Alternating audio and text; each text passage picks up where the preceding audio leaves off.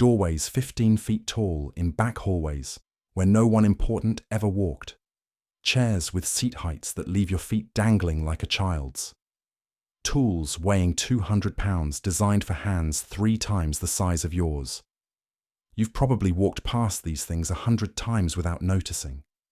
Filed them away as architectural quirks or Victorian excess. But what if they weren't designed for you at all? I started looking into oversized architecture expecting to find decorative choices, ceremonial grandeur, maybe some eccentric, wealthy patron's odd taste. What I found instead were photographs from the 1860s and 70s. Real photographic evidence, not paintings or folklore. Images showing people standing 8, 9, sometimes 10 feet tall next to individuals of normal height. The grain matched. The lighting was consistent. Shadows fell exactly where they should. These weren't composites or trick photography. The technology to fake them convincingly didn't exist yet, and once you see one, you start finding more. Cabinet cards in French archives, tin-type images in British museum storage, Russian imperial records mentioning persons of unusual stature in official roles, always the same treatment. Catalogued, acknowledged, then dismissed as medical anomalies, never investigated, never questioned, just filed away. The photographs cluster between 1850 and 1900. Then they stop, not gradually, abruptly, as if someone decided these individuals were no longer worth documenting.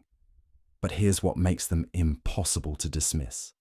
Many show these tall figures standing in front of buildings, government buildings, administrative offices, structures with doorways that look absurdly oversized for normal humans, but perfectly proportioned when a 9-foot person stands in the frame. Those buildings are still standing. Walk through any courthouse built between 1700 and 1850 and you'll see it. Interior corridor doors reaching 12 to 15 feet high. Not entrances designed to impress visitors. Working hallways where function should matter more than form. Staircases with risers so tall you have to stretch to climb them comfortably. The kind of impractical design that adds massive cost and construction difficulty for no apparent reason, unless the people using them weren't average height. St. Petersburg has administrative buildings from the 1700s with 12-foot doors in service corridors. Buenos Aires features municipal structures with staircases requiring enormous strides. Colonial-era government buildings in Delhi contain furniture that would make a 6-foot man feel undersized. These weren't ceremonial spaces. They were offices, administrative centers, the everyday architecture of governance. The pattern spans continents, courthouses across America, government complexes throughout Europe and Asia, all built in the same narrow time period, all featuring the same oversized proportions, all supposedly designed this way for aesthetic reasons despite the obvious impracticality. But there's more than just buildings. Estate auctions keep turning up chairs that make no anatomical sense. Not thrones, not ceremonial pieces. Ordinary sitting chairs with seat heights of 30 to 36 inches, nearly double the standard that accommodates normal leg length. Backrests towering 7 or 8 feet. Armrests positioned where they'd be useless to anyone under 8 feet tall. Auction catalogues list them as decorative Victorian furniture. Museum curators label them oversized design choices. Nobody asks why government offices and courthouse waiting rooms would be filled with chairs people couldn't actually sit in. Nobody questions why these appear in functional spaces where comfort and usability should matter. Then there are the tools. Massive wrenches found during building demolitions across Europe and North America. Some measure 4 feet long, others reach 6.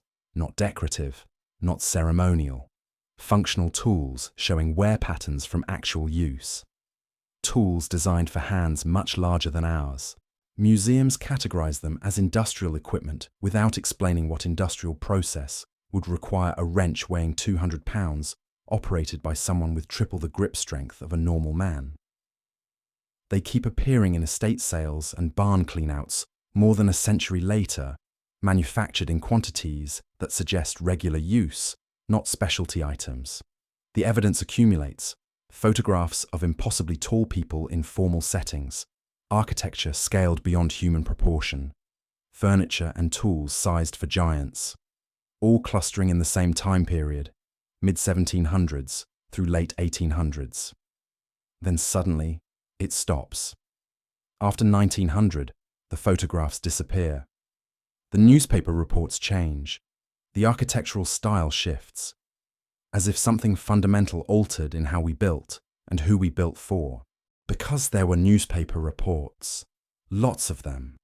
Throughout the 1800s and early 1900s, mainstream publications regularly documented discoveries of giant human skeletons, not tabloids. The New York Times in 1885 reported a 7-foot skeleton discovered in a Michigan mound. The San Diego Union covered bones of extraordinary size found during railroad excavation in 1895. The Middletown Signal documented giant remains uncovered in Ohio in 1899. These weren't sensationalized stories. They were matter-of-fact reports of what was then considered newsworthy, but not particularly controversial. The accounts describe skeletons measuring 7 to 12 feet in length, often found in organized burial sites, frequently accompanied by artifacts suggesting advanced metalworking and construction knowledge. Then, around 1920, the reports stop, not gradually, all at once. Discoveries that were front-page news simply ceased appearing. The skeletons already found, many sent to the Smithsonian Institution for study, are now claimed to not exist in their collections. Missing, lost during routine transfers, hundreds of specimens vanished without proper documentation. The pattern lines up too precisely to ignore. Discoveries peak in the late 1800s. Same period the giant photographs appear. Same time Tartaria disappears from maps, Tartaria. If you're not familiar, it appears on cartographic records from the 1700s and early 1800s as a vast territory spanning northern Asia. Not vaguely, not as legend. As an actual labelled region shown with the same certainty as France or Spain in encyclopedias, atlases, and historical documents. Then, sometime in the mid-1800s, it vanishes. Not conquered, not renamed, erased. Maps get redrawn. Encyclopedias omit it. History books pretend it never existed, but the architecture remains. Massive stone structures across Central Asia, Russia, and Mongolia. Buildings of impossible scale and precision. Doorways sized for giants. Halls that echo with vastness. All supposedly built by various empires or local craftsmen with no documentation, no verified construction records, no explanation for how they achieved such engineering feats with the technology supposedly available. What if the giants weren't anomalies? What if they served as administrators, overseers, a guardian class for a civilization we've been taught to forget? What if Tartaria, whatever it actually was, employed these individuals not as curiosities, but as functional members of society, and the architecture reflects that reality? It would explain why the photographs always show them in formal, official contexts, why they're pictured in positions of authority, why they disappear after the 1890s, right when the last references to Tartaria vanish from official records, why the buildings remain but the occupants have been written out of history. This raises something critical. If you wanted to erase a civilization from collective memory, wouldn't you start by removing the most visible evidence? The individuals whose very existence proves something else was here. The question becomes unavoidable once you see the scale of what's been buried. Not just forgotten, actively obscured. Photographs archived but not displayed. Skeletal remains sent for study, then declared lost. Architecture explained away as decorative excess despite obvious impracticality. Historical records rewritten to remove entire territories from maps. What we're looking at isn't random gaps in documentation. It's systematic removal of evidence pointing towards something larger, something organized, something that suggests a fundamentally different structure to recent civilization than we've been taught. Human beings of extraordinary size existed in sufficient numbers to be regularly photographed and regularly discovered in burial sites. They held official positions. They worked in administrative buildings scaled to their proportions. Then within a few decades, they vanished from both physical and historical record, as if someone decided certain questions were no longer acceptable to ask. The buildings haven't gone anywhere. The oversized doorways still stand. The massive staircases remain. The furniture that makes no sense for normal human proportions continues to exist in storage rooms and auction houses. We walk past this evidence daily without asking why, because examining it requires accepting something uncomfortable. That history might not be a straight line of progress, that we might be living in the remnants of something more sophisticated than we've been told, something we inherited without understanding it, something built by people we've chosen to forget. The photographic record tells only part of the story, because while images can be dismissed as curiosities or medical anomalies, the physical objects scattered across museums and private collections create a different kind of problem. These aren't abstract claims. They're tangible artifacts you can measure, weigh, and examine for wear patterns that reveal actual use. Start with the chairs. Not the ornamental thrones displayed in palaces, but ordinary seating furniture catalogued in storage facilities across Europe and North America. Dining chairs with seat heights reaching 32 inches from the floor. Desk chairs with armrests positioned where a normal person's shoulders would be. Waiting room benches requiring a step to mount comfortably. Museum documentation labels these as decorative Victorian pieces or custom furniture for wealthy patrons. But that explanation collapses under scrutiny. Why would government offices commission waiting room furniture requiring visitors to climb onto seats? Why would administrative buildings install desk chairs that leave average-sized clerks with dangling feet? The impracticality isn't occasional, it's systematic. Auction records from the past century show these oversized chairs appearing consistently in estate sales following the demolition of civic buildings, courthouses, administrative offices, municipal halls, not private residences, not ceremonial spaces, working environments where functionality should dictate design. Then you examine the tools. Wrenches measuring 5 feet in length, not decorative pieces, not ceremonial objects. Functional implements showing the kind of surface wear that only develops through repeated use. The grip areas display erosion patterns. The working ends show metal fatigue. These were operational tools designed for hands substantially larger than ours. Engineering analysis reveals something even more telling.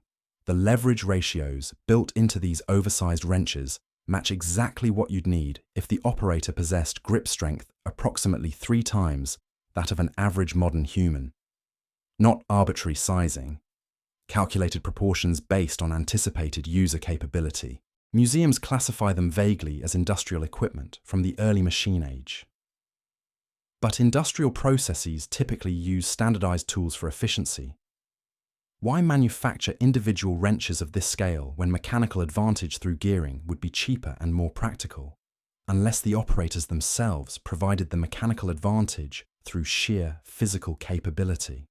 The distribution pattern matters too. These tools don't cluster around known industrial sites or manufacturing centers. They appear during demolitions of infrastructure projects, railway construction sites, government building excavations, canal works, always in contexts suggesting oversight and construction management rather than factory production. Academic institutions don't investigate this. When pressed, curators acknowledge the objects exist, but dismiss inquiries about their original purpose. The standard response frames them as curious historical oddities without broader significance, as if the consistent appearance of human-scaled artifacts matching photographic evidence of giant individuals requires no explanation. What makes this deliberate avoidance more obvious is how it contrasts with institutional treatment of other historical mysteries. Unknown pottery shards generate published papers. Unusual tool designs prompt archaeological conferences. Anomalous architectural features inspire academic debate. But furniture and implements suggesting human biological diversity outside accepted parameters get filed away and forgotten. The timing synchronizes with everything else. These objects appear in greatest concentration during the same decades the photographs cluster, the same period when Tartaria occupies maps, the same window when newspaper reports of giant skeleton discoveries fill American publications. By the early 1900s, the artifacts stop appearing in new construction contexts. Existing examples get relegated to storage or sold as antiques. New civic buildings feature standard human proportions throughout, as if the population requiring oversized infrastructure simply vanished. Consider the implications if we accept the evidence at face value. A subset of human beings possessing substantially different physical proportions existed in sufficient numbers to warrant specialized furniture and tools. They held positions requiring oversight of construction and infrastructure. They occupied government buildings and administrative offices. Then, within a few decades, they disappeared completely from both physical and documentary record. This wasn't gradual demographic shift. It was systematic removal, because populations don't vanish naturally while leaving their furniture and tools behind in perfect organizational context. Extinction events scatter evidence randomly.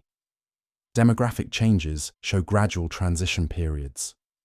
What we observe instead resembles deliberate clearing, followed by historical revision. The coordination required to execute this erasure explains why it works. Remove the photographs from prominent display.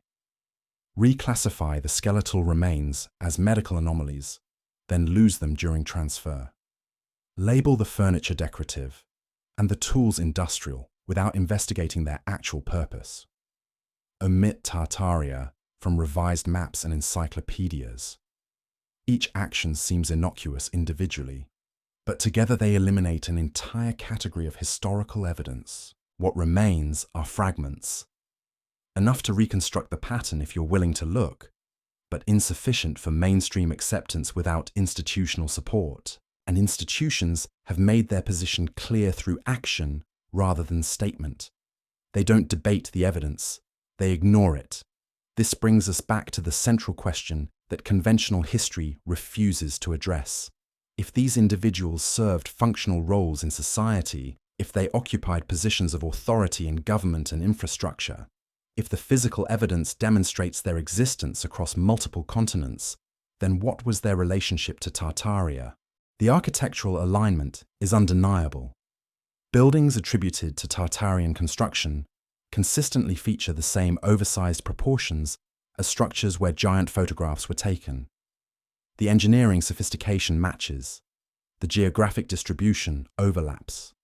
The historical timeline synchronizes precisely. Were they administrators of a civilization we've been taught never existed? Guardians of infrastructure we're told was built by entirely different societies. Overseers of construction projects whose scale and precision still challenge modern capability.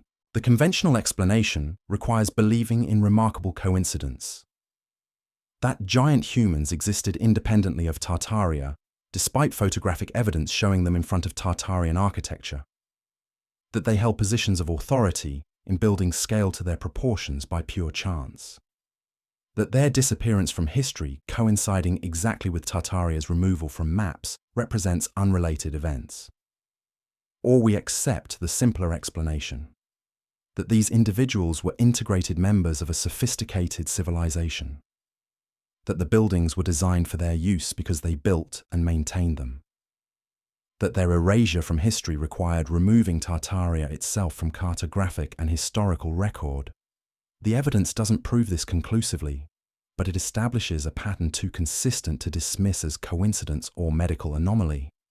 Human beings of extraordinary size existed in documented numbers. They occupied positions of authority. They used specialized tools and furniture. They appeared in photographs standing before massive architecture. Then they vanished as Tartaria disappeared from maps, and the historical narrative shifted to credit different civilizations with construction we might not fully understand. What we've inherited isn't just buildings and artifacts. It's a carefully curated version of history that requires ignoring physical evidence in favor of explanations that don't withstand scrutiny. The furniture exists, but we don't ask who sat in it. The tools remain, but we don't question who wielded them. The photographs survive, but we don't investigate the individuals they depict. The architectural record forces an uncomfortable realization once you trace it systematically. Buildings attributed to different nations and different centuries share construction signatures that shouldn't exist. Stone-cutting techniques that appear in administrative centers across 3 continents. Foundation methods that repeat with suspicious consistency. Engineering solutions that look copied rather than independently developed. Start with the courthouses. In America alone, over 200 buildings constructed between 1850 and 1900 feature nearly identical proportions. Ceilings that tower 20 feet in administrative hallways. Staircases requiring leg extensions that strain average human anatomy. Door frames built to accommodate individuals 9 feet tall, entering working offices, not ceremonial chambers. The standard explanation credits architectural fashion. Neoclassical revival supposedly inspired grand civic design across the nation. But fashion explains aesthetic choices, not functional dimensions. Fashion doesn't account for why interior corridors, spaces the public never sees, maintain the same oversized scale as exterior facades meant to impress. Examine the stone itself. Many of these structures use blocks weighing multiple tons fitted with tolerances measured in millimeters. Not rough frontier masonry. Not the irregular stonework typical of 19th century American construction. Precision cut surfaces that require equipment supposedly unavailable at the time. The same precision appears in Russian administrative buildings from the 1700s, in Mongolian structures dated even earlier. In Central Asian civic centers that predate documented construction records entirely. Different regions, different supposed builders, identical engineering signatures. This isn't cultural exchange. Cultural exchange spreads decorative styles and architectural philosophy. It doesn't replicate precise construction methods across thousands of miles without institutional coordination. Yet that coordination is exactly what the physical evidence demonstrates. Now consider the timeline compression.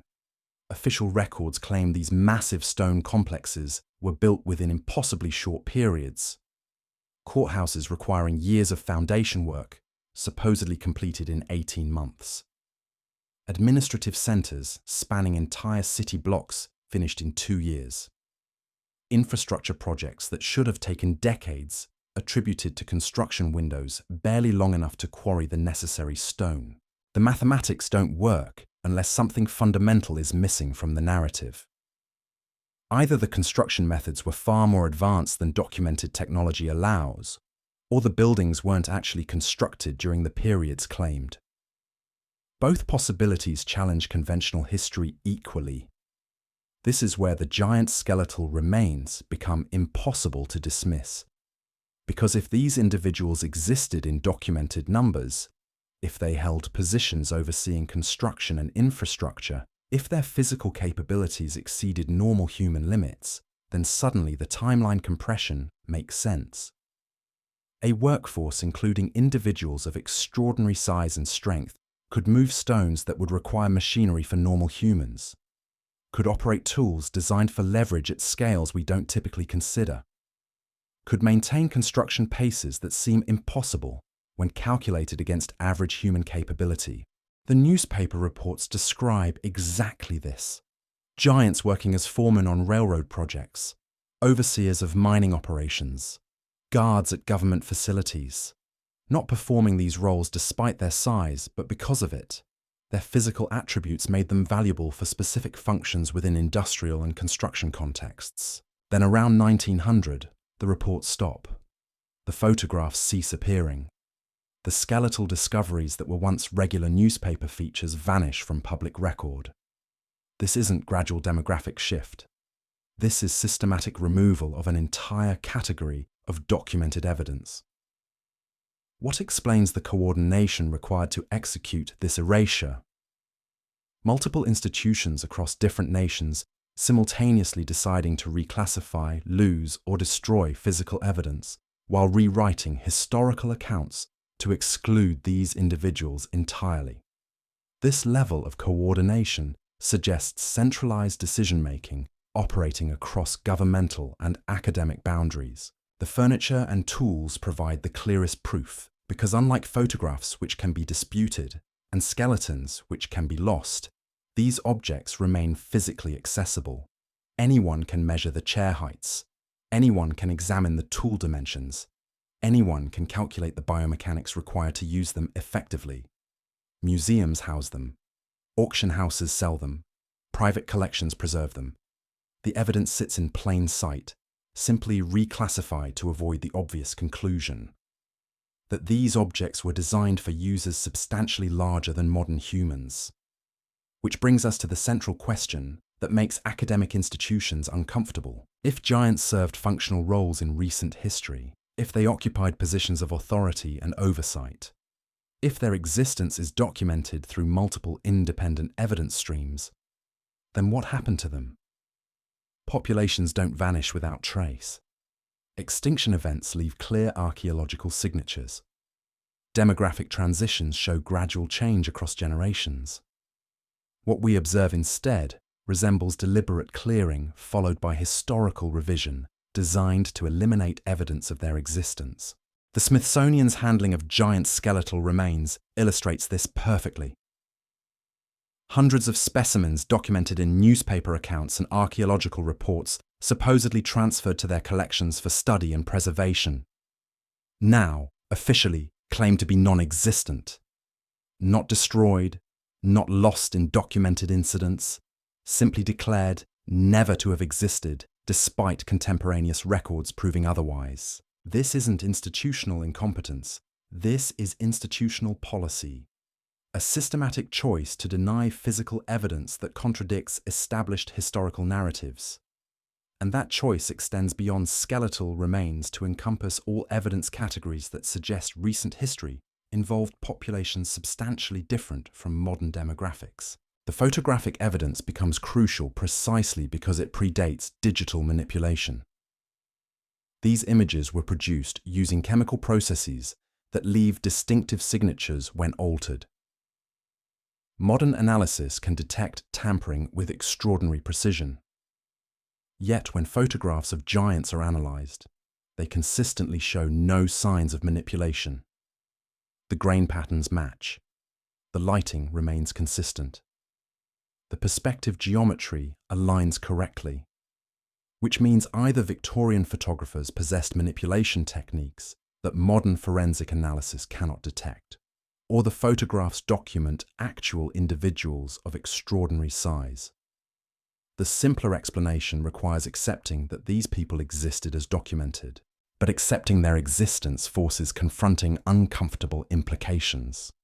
Because if they existed in sufficient numbers to be regularly photographed and regularly discovered in burial sites, they weren't isolated medical anomalies. They were a demographic category, a population segment serving specific societal functions. And if that population segment disappeared within a single generation, while their furniture, tools, and architectural infrastructure remained, then something catastrophic occurred that conventional history doesn't acknowledge. Something that selectively removed specific populations while leaving physical infrastructure intact. The Tartarian connection becomes unavoidable at this point, because the timeline synchronization is too precise to ignore. Tartaria disappears from maps during the exact decades when giant photographs stop appearing, when skeletal discoveries cease being reported, when architectural construction methods shift from precision stonework to industrial standardization. This isn't coincidence. This is evidence of coordinated historical revision occurring simultaneously across multiple documentation systems. Maps redrawn, encyclopedias rewritten, photographic evidence archived and reclassified, skeletal remains lost during institutional transfers, newspaper reporting patterns fundamentally altered.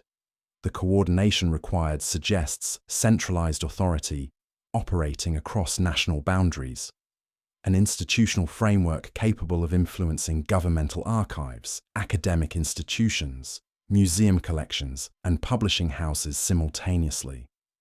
That level of influence doesn't develop spontaneously. It requires planning, resources, and sustained effort across decades. What justifies that effort? What makes erasing evidence of giants and Tartaria worth the institutional coordination required to execute it effectively? The answer must involve protecting a historical narrative considered essential to maintain. A narrative that requires these populations and this civilization to remain forgotten, because acknowledging them forces reconsidering fundamental assumptions about recent history, about who built the infrastructure we've inherited, about what capabilities existed before Industrial Revolution, about whether the progression of civilization follows the linear development model we've been taught, or something more cyclical and complex. The buildings remain. The photographs survive in scattered archives. The furniture and tools persist in collections worldwide. The evidence exists for anyone willing to examine it without predetermined conclusions about what evidence can mean and what questions we're permitted to pursue. The systematic nature of this erasure suggests something beyond academic conservatism. Museums don't accidentally lose hundreds of giant skeletons. Publishing houses don't spontaneously stop printing maps showing entire civilizations. Photographic archives don't randomly reclassify evidence spanning decades as unverified without coordination. Someone made decisions. Institutional leadership determined that certain evidence categories threaten narratives worth protecting enough to justify systematic removal from public access and scholarly discussion. What narrative requires that protection? The one telling us civilization progresses linearly from primitive to sophisticated, that we've reached unprecedented technological heights never before achieved, that modern humans represent the pinnacle of development rather than inheritors of capabilities we've forgotten how to replicate. Acknowledging giants as a functional population segment serving administrative and construction roles in recent history demolishes that comfortable progression story, because if they existed, if they built what we've inherited, if they disappeared within living memory of the photographic era, then history becomes cyclical rather than linear. Advanced capabilities appear, function for periods we can't fully measure, then vanish, leaving populations who must relearn what was lost. The furniture tells this story with uncomfortable clarity. Estate sales across Europe and North America continue yielding chairs, desks, and beds scaled for bodies substantially larger than modern averages. Not occasionally, regularly. These aren't museum curiosities from ancient civilizations. They're tagged as Victorian, Georgian, sometimes colonial-era pieces. Recent enough that their construction methods remain recognizable, their materials identifiable, their provenance traceable. Yet their proportions make no sense for the populations supposedly commissioning them. A chair with a 34-inch seat height serves no decorative purpose. It can't be used comfortably by anyone under 7 feet tall. The armrests positioned at chest height for normal humans don't function as armrests. The backrests towering 8 feet high don't provide support for standard spines. These pieces were functional furniture designed for daily use by people who needed those proportions. People who lived, worked, and occupied spaces we now inhabit without understanding their original scale. The tools confirm this interpretation. Wrenches measuring 5 feet long weren't decorative. The wear patterns show repeated use. The grip sections display erosion consistent with sustained hand contact. Someone used these tools regularly for purposes requiring their size and leverage. Modern engineers examining these artifacts struggle to explain what industrial processes would justify their manufacture. Moving machinery components? Standard wrenches suffice. Shipbuilding? Specialized tools exist at normal scale. Heavy construction. Modern equipment eliminates need for oversized hand tools. The simplest explanation remains the one institutions refuse to consider. These tools were scaled for workers whose hands and strength required larger implements. Workers who appear in photographs standing 8 to 10 feet tall beside machinery and construction projects. Connecting these evidence streams creates an image historical institutions actively discourage forming. A recent past involving populations substantially different from modern demographics. Populations serving specific societal functions, requiring their physical advantages. Populations who disappeared rapidly enough that their furniture, tools, and architectural infrastructure remained while they vanished from documentation. This disappearance synchronizes too precisely with Tartaria's removal from cartographic records to be coincidental. Maps from 1820 show Tartaria spanning vast territories. Maps from 1860 show the same regions, renamed and redistributed among expanding empires. No war explains this transition. No conquest accounts for the speed. No migration records document population movements sufficient to explain the demographic shift. Instead, we see coordinated revision across documentation systems.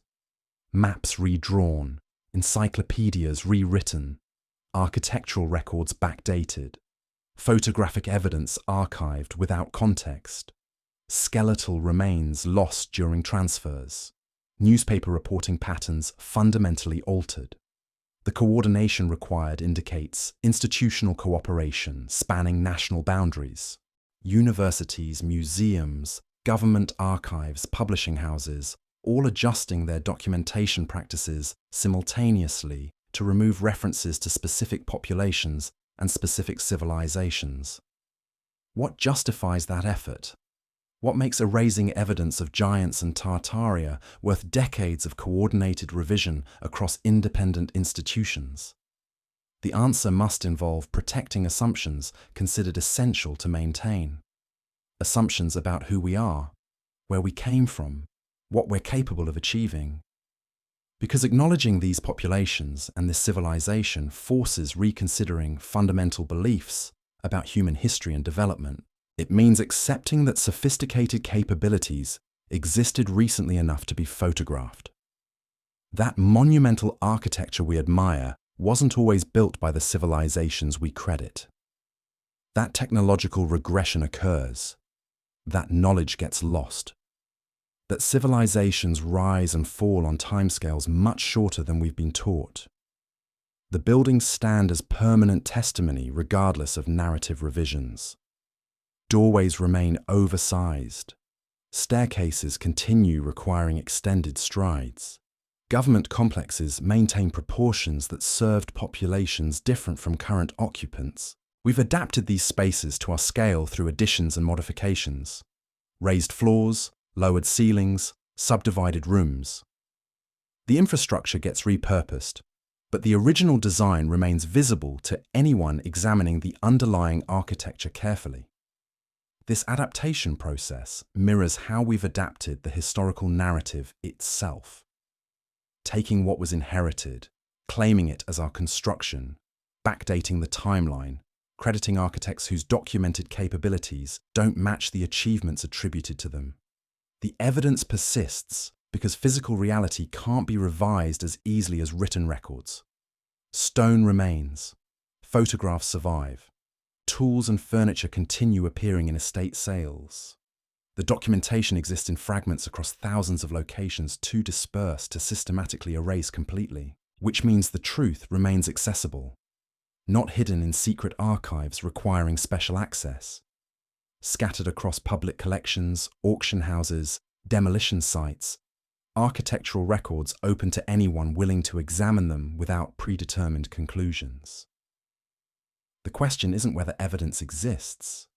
It's whether we're willing to acknowledge what it demonstrates, whether we can set aside narratives we've inherited and examine physical reality without institutional filters, telling us what to see and what to ignore, too. Because once you recognize the pattern, Once you connect the architectural scale to the photographic documentation, to the furniture proportions, to the tool sizes, to the skeletal discoveries, the conclusion becomes unavoidable. Recent history involved populations substantially different from modern demographics. Populations who built and occupied infrastructure we've inherited. Populations whose disappearance marks a discontinuity we've been taught not to see. The giants weren't myths. They were administrators, overseers, guardians of a civilization whose scope exceeded what survived its collapse. They're documented in photographs too numerous to dismiss. They left behind furniture too widespread to ignore. They built structures too massive to demolish. Their existence is recorded in newspaper accounts spanning decades before reporting suddenly ceased. They were here. They served functions requiring their scale. They disappeared within a time frame brief enough that photographic documentation captured their final generation. And then institutional memory revised their existence into impossibility, leaving only scattered evidence and questions we're discouraged from pursuing. The buildings remember what we've been taught to forget. The evidence waits for recognition that may never come institutionally, but remains available to anyone willing to look past official narratives and examine physical reality directly. That's where the investigation leads. Not to definitive proof that satisfies academic requirements, but to recognition that our inherited world reflects capabilities and populations we don't fully understand. Capabilities that built what we occupy. Populations whose disappearance marks transitions we haven't acknowledged.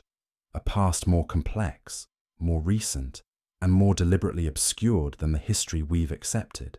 The coordinated silence surrounding this evidence reveals more than the evidence itself. Because silence at this scale doesn't happen accidentally. It requires institutional agreement spanning museums, universities, government archives, and publishing houses. It requires sustained effort across generations to maintain the omission. What we're looking at isn't conspiracy in the dramatic sense.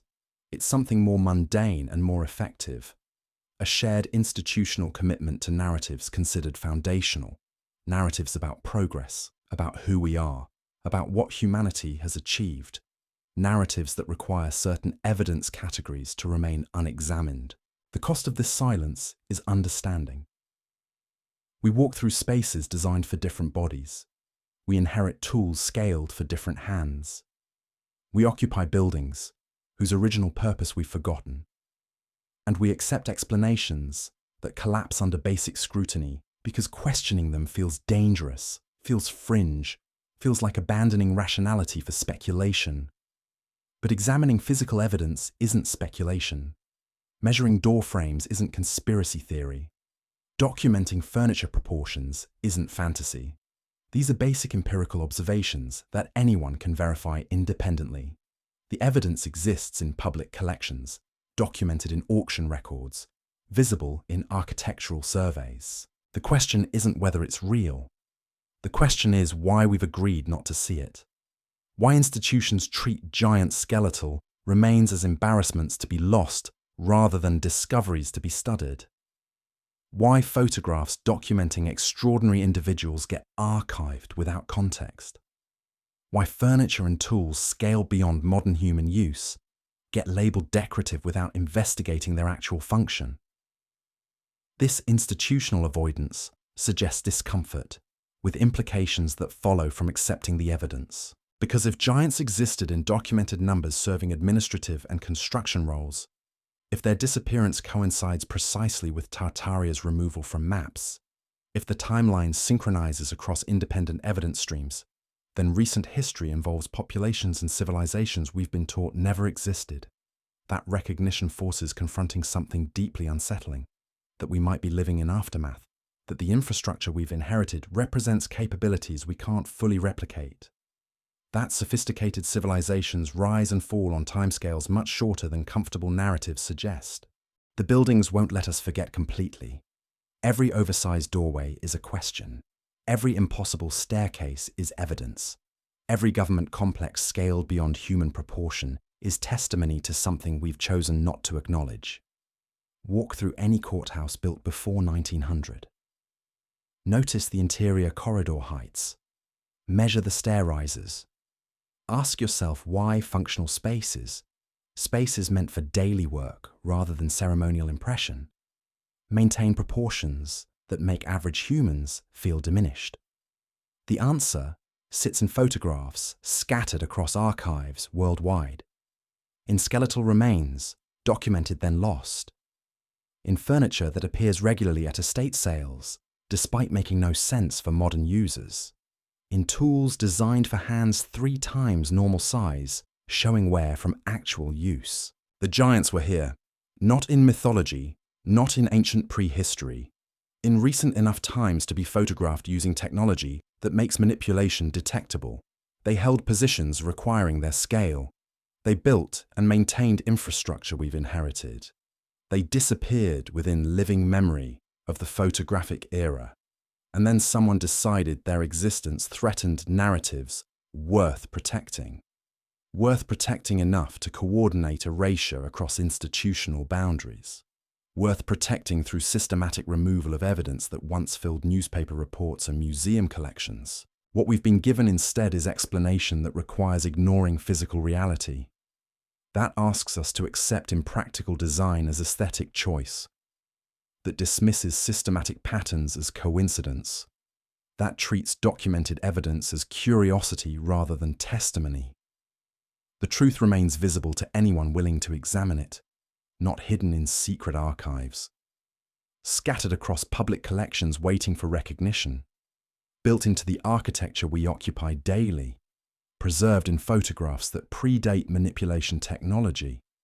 Documented in newspaper accounts spanning decades before reporting suddenly ceased.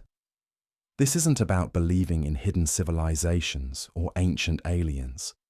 It's about acknowledging what physical evidence actually demonstrates when examined without predetermined conclusions. About recognizing that recent history might be substantially different from narratives we've inherited. About accepting that sophisticated capabilities appear and disappear on timescales we're not taught to consider. The buildings stand regardless of what we choose to believe about them. The photographs exist whether we examine them or not. The furniture and tools persist in collections worldwide. The evidence doesn't require acceptance to remain real. What requires acceptance is that we've been living inside a carefully maintained historical revision. One that began roughly when Tartaria disappeared from maps. One that required coordinated institutional effort to establish and maintain. One that continues through passive omission rather than active suppression. The cost of maintaining this revision is comprehension of our actual inheritance, of what we occupy without understanding, of capabilities that existed and vanished, of populations who built what we claim as our construction. That's what the evidence demonstrates once you stop accepting institutional explanations that don't explain. Once you measure the doorways yourself. Once you examine the photographs without dismissing them as anomalies. Once you trace the pattern across architecture, furniture, tools, skeletal remains, and cartographic records. The giants weren't aberrations. They were administrators of something larger. Something we've been taught to forget existed at all.